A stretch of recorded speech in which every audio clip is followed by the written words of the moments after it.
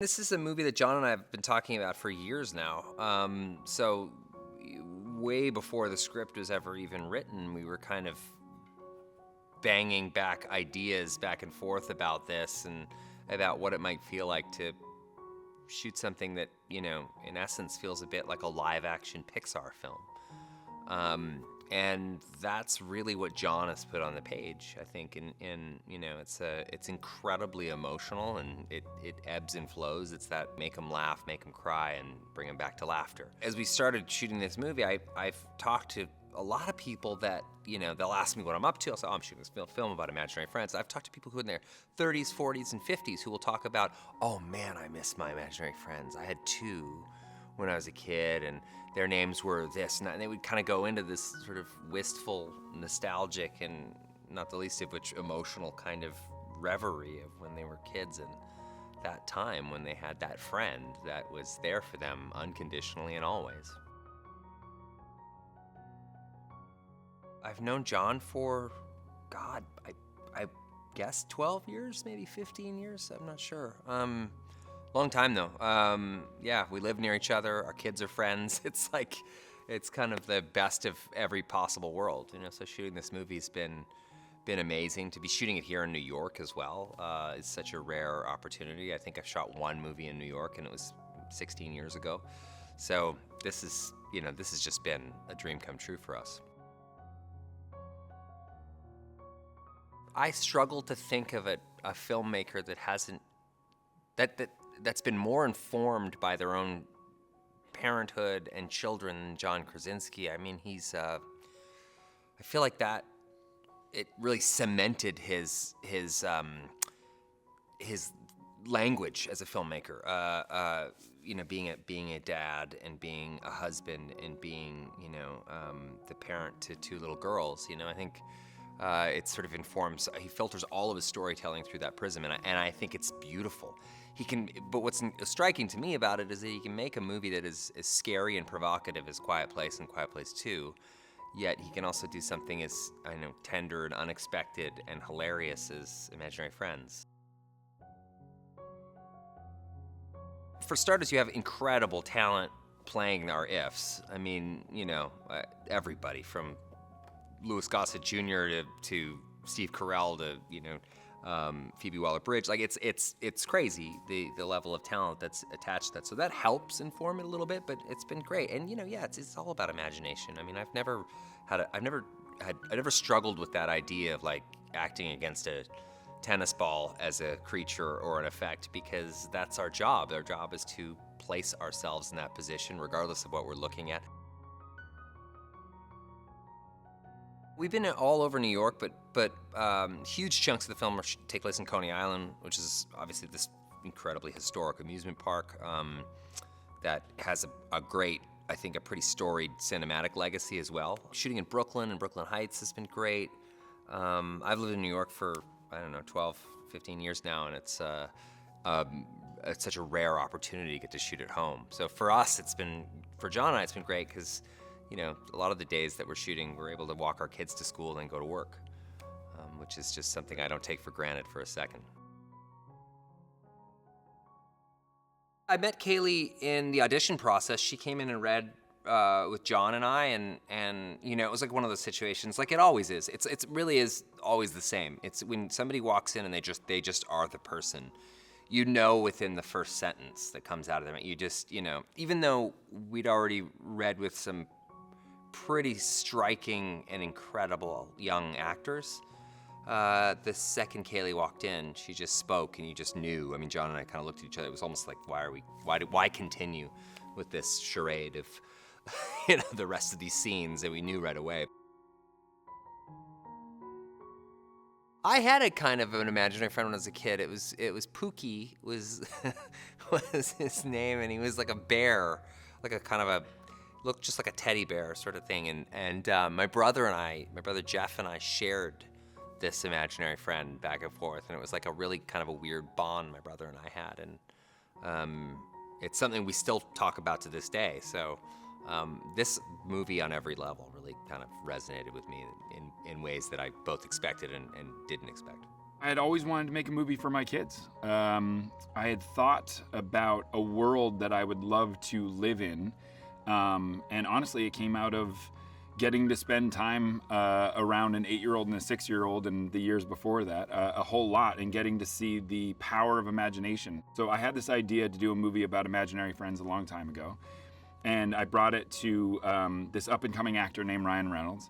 And he and I were talking about doing a movie together, and I said, I have this idea about imaginary friends, and I'm still figuring out exactly what it would be about, but would you want to be a part of it? And he was like, yes, definitely. And so I thought, if I do a movie through the eyes of this little girl and actually show how imagination is not only this powerful tool to have fun, but also this enormous coping mechanism to make sense of things that might be difficult to make sense of otherwise. In my opinion, Ryan Reynolds is one of the most talented people we have ever had in this business, full stop. Not only is he clearly wildly funny, but he is so enormously talented in his performance. He has the ability to draw you in with his charm, with his comedy, but then also make these hairpin turns of emotion. He knows that timing isn't just about jokes. Timing is also how you get an emotional reaction out of someone too. And I'm just so excited for people to see him in a role like this, which, to be really honest, I don't think anyone else could have played. Clearly, I am someone who is completely immersed and married to the theatrical experience. For me personally, there is nothing like sitting in a dark room with strangers and experiencing something new. I think that the thing that makes movies the most theatrical, in my opinion, these days, is to immerse people in a world that surrounds you both in sight and sound. And I think that this movie is exactly that. It's not just a story that you want to see in a two-dimensional form, but it's actually something that you want to live in. You want to walk with this little girl, and when she meets these magical characters, you want to meet them as well. This movie is about you step into that theater with whatever was on your back during the day or whatever worries you had, and this movie will not only transport you to a place, a magical place where you can experience something that you've never experienced before, but it'll also allow you to look at the world when you go back out in a different way. And if you have stress, if you have fears, which we all do, it's not about the fact that they don't exist. It's about we can deal with them in a different way, which is more hopeful. So I think for me, if I had one thing I wanted people to leave this movie with, it's hope. Cailey Fleming is one of the more talented actors I will ever have the pleasure of working with. She has the skill level of someone who has been working for 50 years.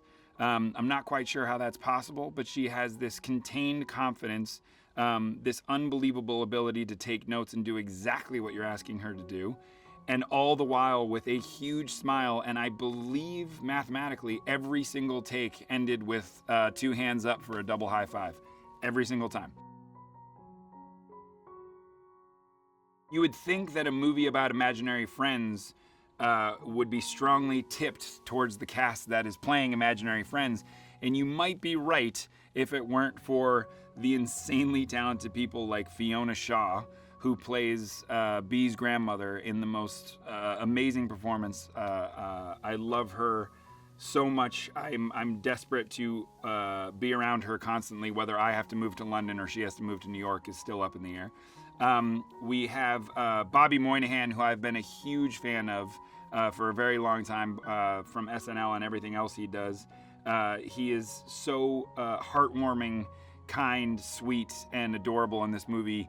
I think Bobby might be an imaginary friend, so hopefully he shows up on camera. He might be my imaginary friend. And then Alan Kim, who plays the part of Benjamin. He's the other kid in the movie.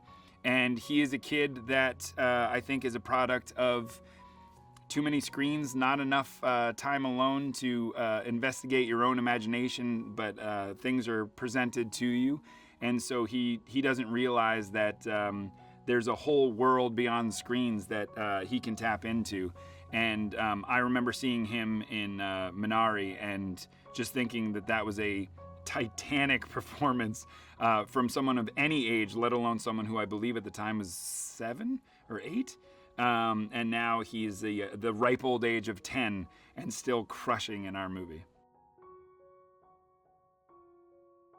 When we were going through the process of figuring out how to shoot Imaginary Friends, the thing that kept coming up for me was shooting practically. Very similar to what we did in Quiet Place 1 and 2.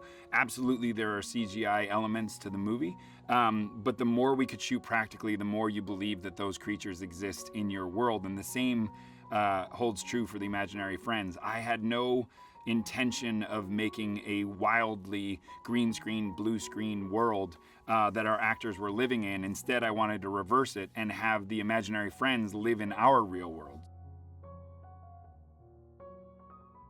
The idea that imaginary friends are always with us and they never left us, even when we're adults, is sort of one of the big themes of the movie, and that all you have to do is turn around and your childhood's waiting for you right there. It never went away.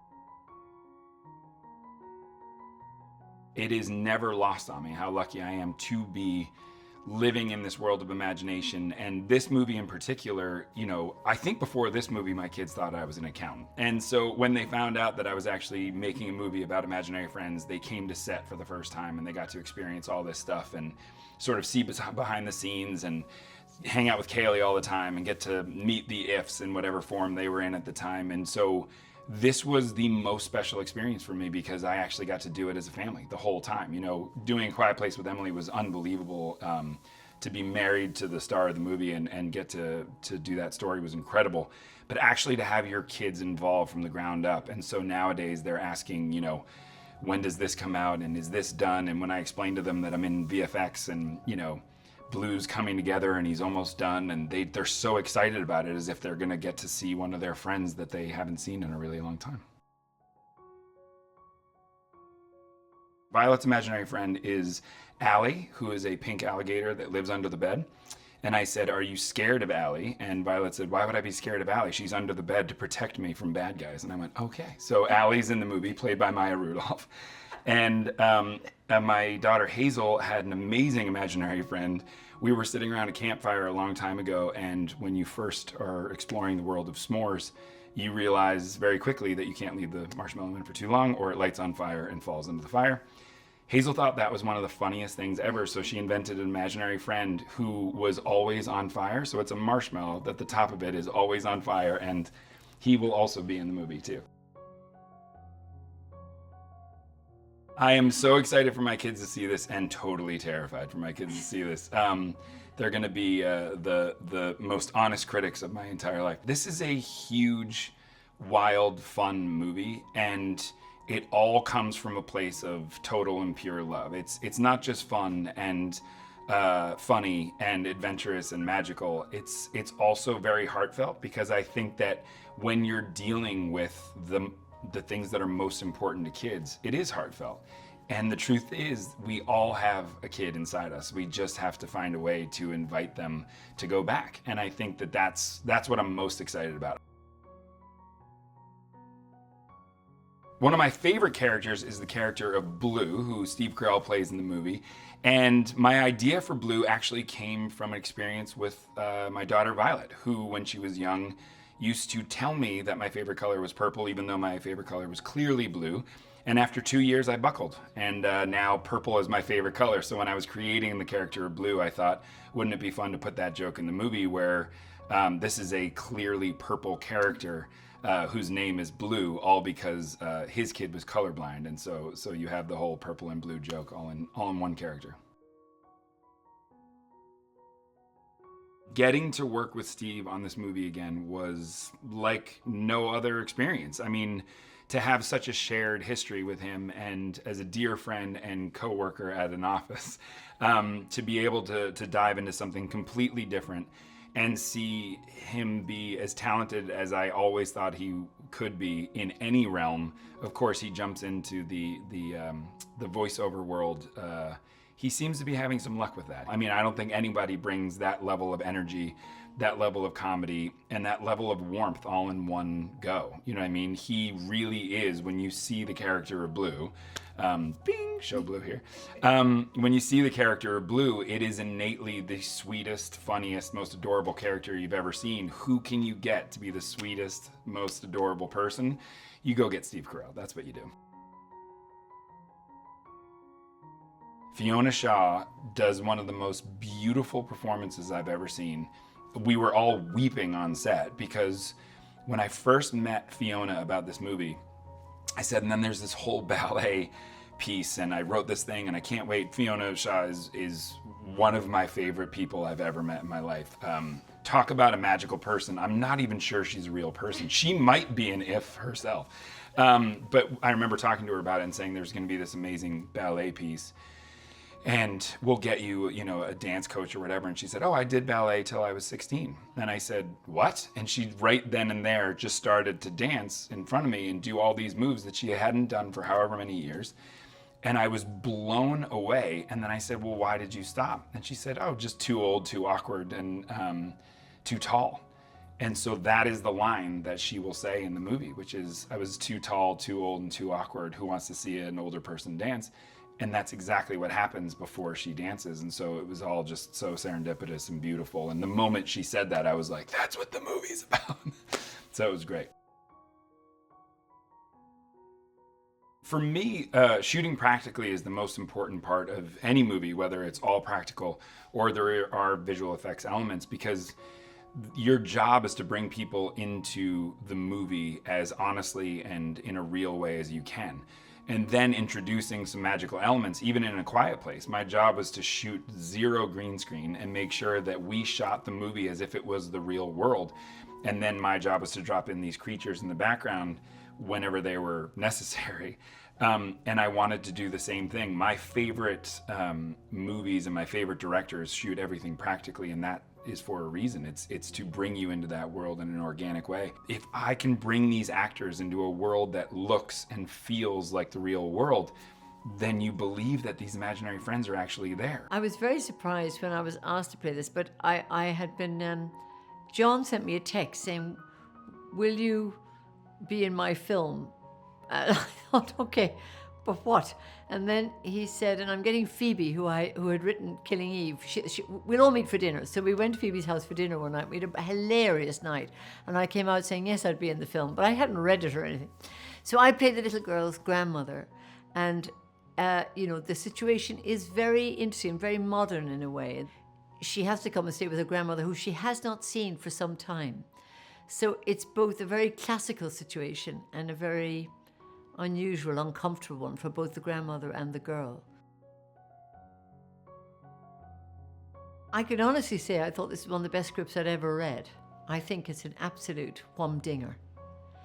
And because in the middle of it is an active imagination, which anybody watching the film can plug into. Anybody, adults, children, everybody. And it makes you, like really good writing, it makes you long to be in the reality of the film. It makes you want to believe it. I think John Krasinski is brilliant at writing things about families, and his previous, much darker pieces are about families and the bonds in families. And in this film, there's a child. There's obviously the wonderful IFs, but there's mainly 3 adults who are floundering. They're just flawed. And I think, it's in that way a very grown-up film about what it is to be a child with adults. It's not in any way smoothing over any of that. And yet, the adults too are out of touch with their childhood. And of course, all adults are out of touch with their childhood and do better when they get in touch with it. The real engine of the imagination of this film is John, who's written it. And because there's no cynicism in any beat of the imagination that he's put into it. There's no cheating. These creatures are as real to him as you or I.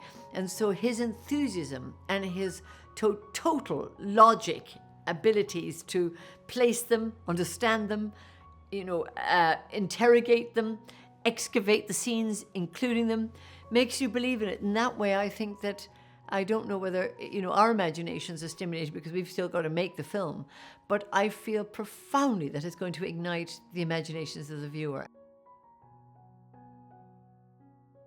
John is unstoppable. I mean, he's, you meet him at the end of a week and he's just as enthusiastic as he was on Monday. He seems to never get tired.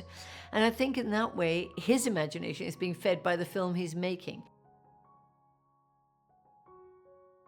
This cast, I mainly work with Kaylee, my granddaughter, and she's a phenomenal actress, Kaylee, because she has the ability, the calm, the wisdom, the control, and yet the kind of openness to be both playful and entirely responsible. So she's a very unusual person.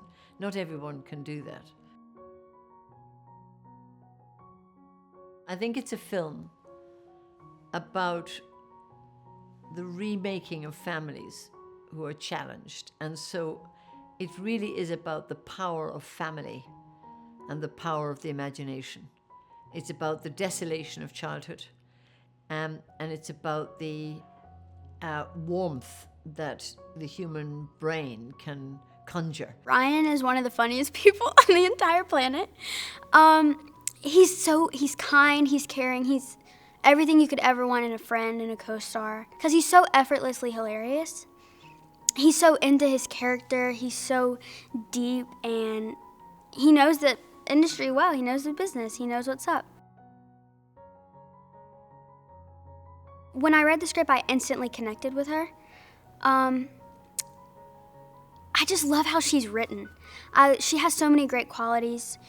She's creative, she is stubborn, she knows what she wants, she loves her family more than anything, and she's very different. Like, I've never seen a character like her before. Blue is a purple pom-pom, essentially. He's 8 feet and 3 inches tall, and he's the most huggable thing in the entire world. He has short little stubby legs and the biggest heart ever, and he's just full of joy, and his laughter is contagious. Blossom, she's gorgeous. Oh my gosh, I love how she looks, a butterfly. She likes to make tea. She's very calm and collected, and I guess you could say she's the mature one of the group. Like, the way he writes, the way he directs, the way he acts, he can do it all, which is not normal. Most people can't do that. So he's pretty out of this world. He loves what he does. I think he has a real passion for it. He loves this movie. He loves these characters. And that really makes a huge difference, I think, of how the story plays out. And getting to act with him was so fun. Bobby is one of my favorite people in this entire world. He is hilarious. Obviously, he was on SNL, so he knows all about comedy. He's great. He exceeded anything that I could have ever wanted or hoped for Stress Man. Bobby brought it to the table and up 10,000 notches. Oh my God. I remember doing, what scene was it? Whenever he goes to the sink and he falls down, I had to stand in the bathroom stall and just try not to laugh because he's so great. Fiona, I don't even know. I'm speechless. I can't describe her. If I could use one word to describe Fiona, it would be lovely. She's so rooted in what she does, and you can tell she genuinely cares about her character. She's so special. And I remember finding out that she was going to play my grandma, and I was freaking out because I love Harry Potter. So I was like, oh my God, Mom, this is Aunt Petunia from Harry Potter, and I'm so excited to meet her. And she's completely opposite of Aunt Petunia. She's the sweetest person in the world. She's hilarious. She's charming. She's everything. Any good quality, Fiona Shaw has it. This movie is my dream role. Like, these are my dream people. This is my dream cast, dream story. It's fun, it's heartwarming, it's family, it's comedy. It's everything that I've ever wanted. I really hope that the audience, as long as they learn one thing from it or take away something from it, whether that be to not take your loved ones for granted, or to not bottle up your emotions and let them out, or to embrace your inner kid. Whatever it may be, as long as they take something away from it and they leave the theater smiling, that's all I could ever ask for. My character has sort of lost touch with his imagination. As everyone gets older, you know, real problems come into life, actual problems. When you're a kid, you think you have all the problems in the world, but you don't. And when you're an adult, you realize you're just a large child with responsibilities. John is such a brilliant dude, and like it's a beautiful story. It's not like The Quiet Place. Very different. Can you believe it? It's not the same audience, but no, it's beautiful. And someone who has grown up. I had many imaginary friends when I was little and stuff like that. When I was little, and I was never little. But just having that imagination, I think I was somebody who had a very big imagination, very silly kind of a kid. And that carried on to a job and a career. And John kind of is showing that in this. It's a beautiful story about not losing that part of you. I think audiences of all ages will definitely be into this movie. This is one of those movies that your kid wants to see and you can't wait to take your kid to see it and see it again, and don't mind seeing it again and again and again. Kaylee is absolutely wonderful. She's a phenomenal actress already. She was before she got here. It's amazing to watch her work, and she's a kind, nice human, which is also a beautiful thing. Ryan's the greatest. Ryan's absolutely wonderful. When he hosted SNL many years ago, it might have even been my first year, I just remember thinking, this guy's absolutely hilarious. It's a shame he's so ugly. And he's hilarious. He's absolutely hilarious. And being in awe of him then, of his comedy chops then, and now it's a shame that he's just never did anything with it. Blue was my imaginary friend. I am colorblind, and he is a giant purple monster. Well, not really a monster. Well, yeah, he's a monster, but he's an adorable monster. But I call him Blue because I'm colorblind. But I still put together a nice purple and blue outfit with not knowing what to see. Yeah, and it's been a while since probably I've seen him, because I need him the most right before this job interview, and I'm very lucky that he shows up. How would I describe the core message of this film? To always remember to have an imagination, and that it's never over. You can still keep going, and even though you're having a terrible day, or you may feel like something is not going your way, there's always some time when it will. There may not be right now, but it'll come soon. When the film comes out, I hope audiences go see it with their family and talk about imaginary friends and all that stuff. I don't think I ever spoke to my parents about my imaginary friends. No, I definitely did. My mom knew it. I had two imaginary friends. One was Ishkabibble and one was Fagabeefy. Working with John is fantastic. He knows what he's doing, and he knows everything he wants to see, so it's really easy. 99% of the work is done. He's fantastic, and he's very kind and wonderful, and he has a family, and so does Ryan, and it's weird to be at that point in my career where we're on set, not talking about where we're going to go afterwards. We're just swapping kid stories back and forth. It's nice to be in that part of my life right now. I'm enjoying it a great deal, talking to other just other really handsome dads. After A Quiet Place, during the pandemic, when we had actually just done Some Good News, I think there was a desire to really rediscover joy in the world, and this movie is that in spades.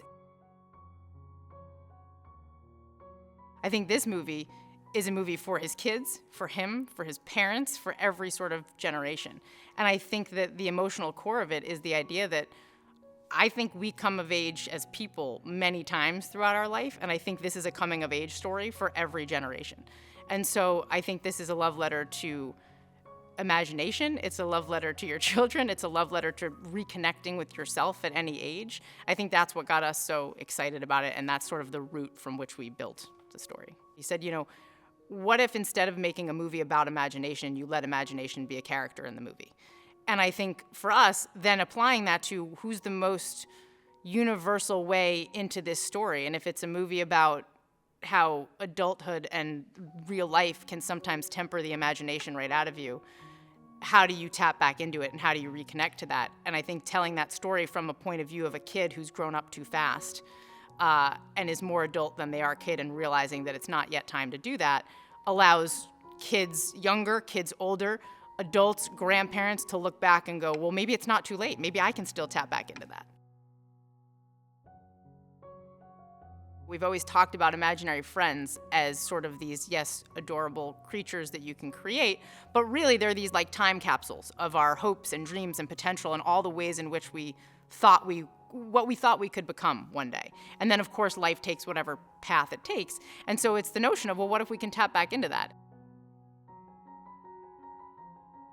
Ryan was attached to this movie from the very, very early days. I think John had Ryan in mind for the part almost maybe from its inception. And I think part of that was this character is such a dichotomy of emotions.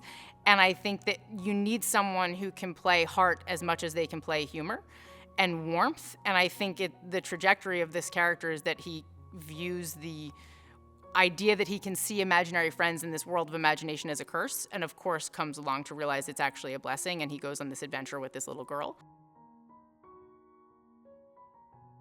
So we have Blue, who is voiced by Steve Carell, which is as lucky as it gets. Again, I think that if you could ever envision the personification of a character like Blue, who is larger than life, who you want to hug at all times, and who can make you laugh and make you cry and make you feel, there's nobody more perfect to do that than Steve. Blossom, who's played by Phoebe Waller-Bridge. And I think a combination of factors there. I think John always had Fiona Shaw in mind to play Grandma. And so the idea that you have these fun, proper British actresses playing this wonderful part, and of course Blossom was created in another era, and it was kind of modeled after a Fleischer cartoon. And so it's really fun to see it come to life with Phoebe. Everyone involved in this loved the theatrical experience, and I think this movie is built for it in the sense that in hopefully many ways, but I think it's a movie about kind of the shared human experience at any different point in your life and at any age in your life, and what better way to experience the shared human experience than alongside other human beings who are going through it and taking it in the same way. If I could have an imaginary friend, he would probably be a talking dog. Just a talking dog, because I like dogs. Honestly, what I liked about the story was definitely because of the IFs, because I like how kids use their imaginations, don't hold back. I'm mostly excited for all the IFs because mostly they're the most VFX. And so I'm actually very hyped to see what the final product is of the ifs. The trickiest part wouldn't be the lines, because they're pretty easy actually. But I think the most hardest part was making my leg or arm wake up after I take off the cast. I was always the careful kid. I wouldn't.